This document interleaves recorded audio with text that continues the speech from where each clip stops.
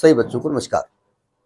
हम बात कर रहे हैं सिंगेज कैलकुलस की और बात हो रही है क्लास 12 आर डी शर्मा की, बात हो रही है मैथमेटिक्स की, जिसमें एप्लीकेशन ऑफ डेरिवेटिव्स के बारे में बात कर रहे हैं। ये सिंगेज का चैप्टर 5 है और आर डी शर्मा का भी कोई चैप्टर है, देखें कौन सा चैप्टर नंबर है। आज टॉपिक की बात हो रही है, जरा ध्यान से समझिएगा।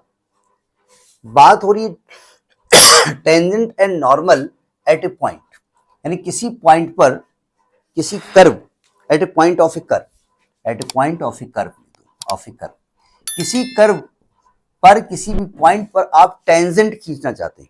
नहीं, हमें कंस्ट्रक्शन नहीं पढ़ाना है, we are not going to study about construction. हम उसकी इक्वेशन निकालना चाहते हैं।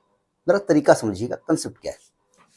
भाई हमने कहा कोई कर्व है, मान लिया y is the function of x, कोई भी कर्व है, वो सर्कल हो सकता है, वो एलिप्स हो सकता है, वो हाइपरबोला हो सकता है, किसी भी उत्पटांग टाइप का कर्व हो सकता है। ठीक है, अब ये कर्व मान लेते हैं कि भाई ये कर्व ऐसा है, ठीक है, और एक पॉइंट है x1 y1 और इस पॉइंट पर आपको टेंजेंट खींचनी है। हम एप्लीकेशन ऑफ डेरिवेटिव नहीं बताने जा रहे हैं, हम टेंजेंट डायरेक्ट बताने जा रहे हैं। तो टेंजेंट का मतलब होता है किसी भी कर्व को एक पॉइंट पर टच करती हुई कोई लाइन खींची, ये टेंजेंट हो गया। तो टेंजेंट के लिए पहली चीज तो टेंजेंट पॉजिटिव एक्स एक्सिस के साथ कितना एंगल बनाती है, इसको थीटा मान लिया, ये हो गया इंक्लिनेशन ऑफ टेंजेंट। तो पहली जरूरत तो स्लोप ऑफ टेंजेंट की होगी। तो अगर थीटा इंक्लिनेशन है तो क्या मैं कह सकता हूं कि स्लोप ऑफ टेंजेंट जो होगी वो tan थीटा होगी, m मान लेते हैं, वो tan थीटा होगी। और कैलकुलस की भाषा में इसको dy/dx कहते हैं। ठीक है, अब हम इस पर्टिकुलर पॉइंट पे निकालेंगे तब निकालेंगे। तो अगर आपसे स्लोप की बात करें तो dy/dx निकालेंगे। ठीक है, नॉर्मल के बारे में बात करते हैं।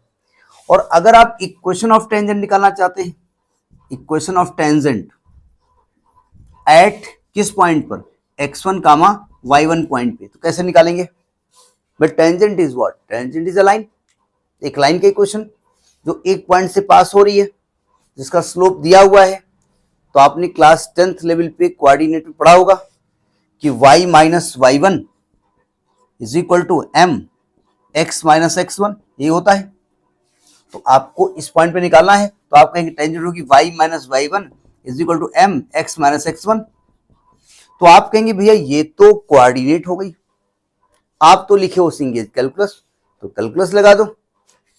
भाई m की जगह क्या लिखेंगे, dr/dx।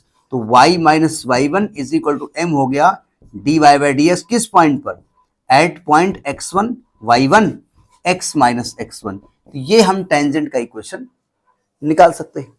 ठीक है, इसमें क्या क्या चीजें हैं, पॉइंट ऑफ कांटेक्ट होना चाहिए, कर्व का इक्वेशन होना चाहिए।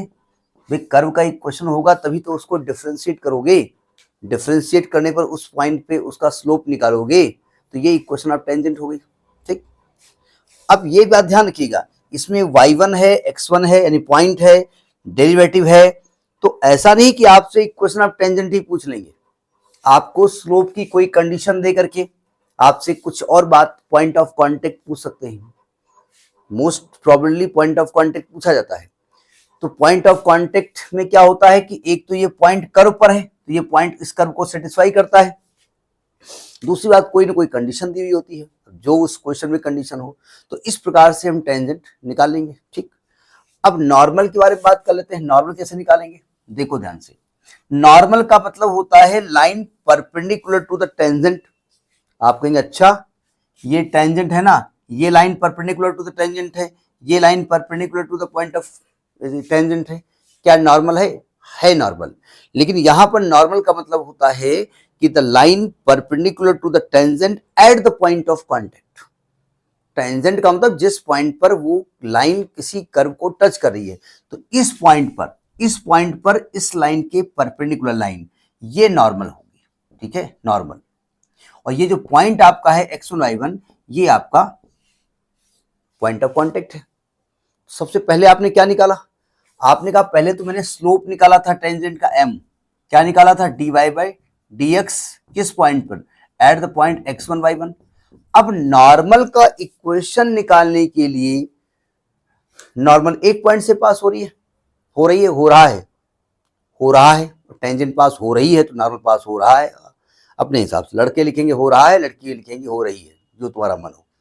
तो नॉर्मल का स्लोप पता होना चाहिए, तो मैंने नॉर्मल का स्लोप मान लिया m1, टेंजेंट का क्या है m, और आप जानते हैं कि normal is perpendicular to tangent, और दो लाइन अगर परपेंडिकुलर होती हैं तो उनके स्लोप का प्रोडक्ट -1 होता है। तो आप लिखेंगे ये m क्या है, ये है slope of tangent, slope of tangent. हमने मान लिया कि let slope of normal, slope of normal क्या है, वो m1 है, निकालें कैसे, तो आपके कोई दिक्कत नहीं है, आप जानते हैं कि m into m1 is equal to -1 है, m और m1 का प्रोडक्ट क्या है -1 है, तो यहां से m1 निकाल लो, m1 की वैल्यू क्या निकलने वाली है -1/m, अगर m का मान रखेंगे तो -m1 is equal to -1/dy/dx at the point, जिस पॉइंट पे आपने निकाला हो, ये उल्टा हो जाएगा, dx/dy हो जाएगा, तो ये स्लोप ऑफ नॉर्मल होगा। हम स्लोप ऑफ नॉर्मल निकालने के लिए dx/dy तो नहीं करेंगे, ये नहीं करेंगे, हम dy/dx करेंगे, उस पॉइंट पे वैल्यू निकालेंगे और कहेंगे देखो भैया ये टेंजेंट की स्लोप है, फिर नॉर्मल की स्लोप को m1 मानेंगे, फिर हम कहेंगे देखो नॉर्मल टेंजेंट के परपेंडिकुलर है, तो m1 इंटू m2 को -1 करेंगे, वहां से m1 निकालेंगे। ठीक, अब इक्वेशन ऑफ नॉर्मल चाहिए,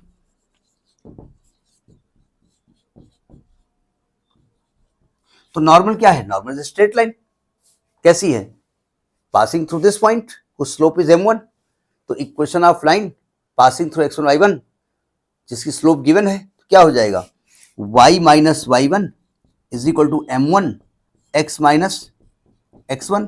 अब m1 का मान ये रखो, पहले तो यही रखेंगे हम, तो आएगा क्या वैल्यू आएगी, is equal to -1/dy/dx at the point x1 y1 in bracket x minus x1, यह है y माइनस y1, ये नॉर्मल का इक्वेशन हो गया।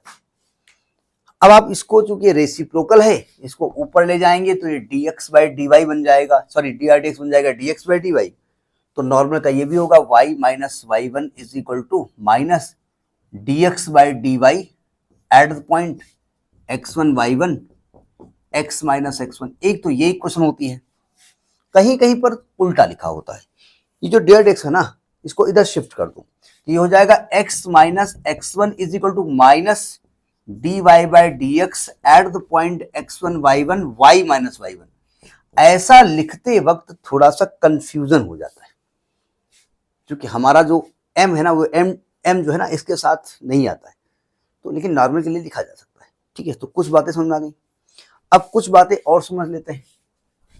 देखो ध्यान से, हमने आपसे कहा कि स्लोप ऑफ नॉर्मल जो है, जो टेंजेंट है ना, जो m ऑफ टेंजेंट है, m बोले तो स्लोप ऑफ टेंजेंट, वो है dy/dx, जब राइटिंग गंदी है थोड़ा जल्दी लिखते हैं हम, वो है dy/dx, जिसको क्या आप कह रहे हो tan थीटा, और थीटा वो एंगल है जो टेंजेंट पॉजिटिव x एक्सिस का बनाती है।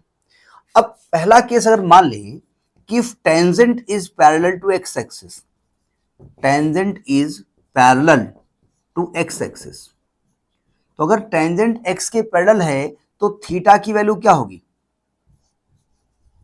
0 होगी, नहीं होगी भाई, ये थीटा है ना, और टेंजेंट को घुमा घुमा के x के पैरेलल कर दो तो थीटा कितना हो जाएगा, 0 हो जाएगा। तो dy/dx वैल्यू क्या आने वाली है, tan 0 आ जाएगी वैल्यू। अगर कहीं आपसे कह रहे हैं कि टेंजेंट x के पैरेलल है तो आप समझ जाइए dy/dx 0 है। ठीक है, अच्छा अगर टेंजेंट x के पैरेलल है तो इसका मतलब मैं क्या कह सकता हूं कि normal will be parallel to y axis, will be parallel to y axis, कह सकता हूं ना, नहीं कह सकता हूं। तो अगर स्लोप ऑफ नॉर्मल पूछेंगे तो आपका 1/0 हो जाएगा, इन्फिनिटी हो जाएगा, क्योंकि नॉर्मल x एक्सिस साथ 90 डिग्री एंगल बनाता है। ठीक है, तो ये कुछ कॉन्सेप्ट है, आपको ऑन स्पॉट ये डिसाइड करना पड़ेगा कि जो कह रहे हैं वो उसमें क्या क्या चीज गिवन है और क्या क्या निकालना है। ठीक है, कंसेप्ट इतना ही है, लेकिन देखना पड़ेगा क्या गिवन है, क्या निकालना है और क्या हमारी हेल्प कर रहा है। ठीक, इसको देखिएगा नेक्स्ट वीडियो। नमस्कार।